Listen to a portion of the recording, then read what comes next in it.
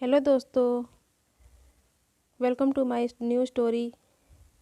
3 साल हो चुके थे बेटे को अपना घर छोड़कर विदेश में बसे हुए। इन 3 सालों में बूढ़ी माँ और ज़्यादा बूढ़ी हो गई थी। 75 उस वर्ष की उम्र में सुलोचना देवी की याददाश्त काफ़ी कमज़ोर होती जा रही थी। उन्हें रोज़मर्रा की चीज़ें याद न रहती, लेकिन उन्हें जो हमेशा याद रहता था वह था उनका बेटा। एक दिन हो या रात, एक पल भी ना ऐसा होता जब उन्हें अपने बेटे की याद ना आती। दूसरी तरफ बेटा था जो साल भर में एक आध बार अपने माँ को फ़ोन कर लिया करता और 1-2 मिनट से ज़्यादा बातें भी ना किया करता। फिर भी यह बूढ़ी माँ टकटकी लगाए अपने बेटे का इंतज़ार करती रहती। एक दिन बेटे का विदेश से फ़ोन आया। हेलो हेलो, सुन रही हो ना माँ? अनिल बोल रहा हूँ, तुम्हारा बेटा। कैसी हो माँ? मैं ठीक हूँ बेटा, तुम, बहू और मेरा पोता कैसा है?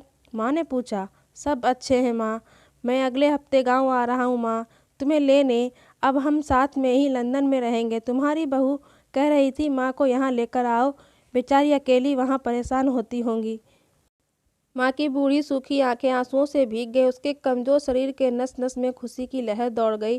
बेटे और बहू का अपने प्रति प्रेम देखकर माँ का मन खुशी से भर आया। बेटे ने आगे कहा, माँ तैयार रहना माँ, मुझे ज़्यादा दिन की छुट्टी नहीं है। जिससे मेरे पैसे लेने हैं लेकर रखना, तब तक मैं प्रॉपर्टी डीलर से बात कर लेता हूँ घर के लिए।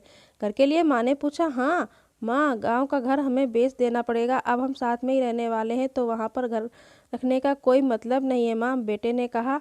बुढ़ापे की वजह से ठीक से चलने में असक्षम माँ ने पूरे मोहल्ले में घूम घूम कर अपनी इस खुशखबरी से सबको सुनाया।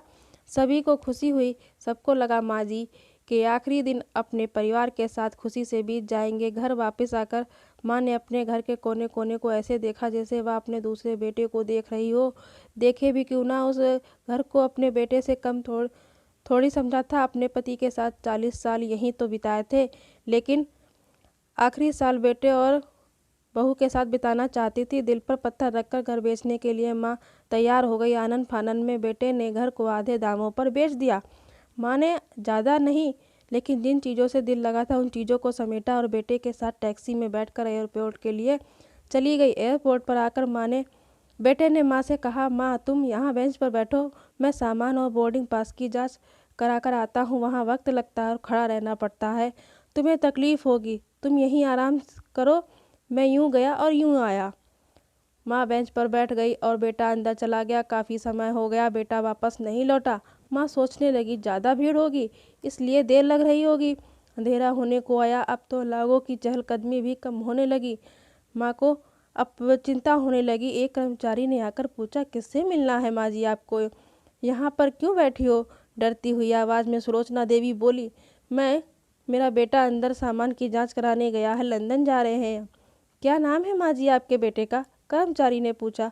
अनिल नाम है मेरे बेटे का, सुलोचना देवी ने बताया। कर्मचारी अंदर गया और थोड़ी देर बाद बाहर लौटा।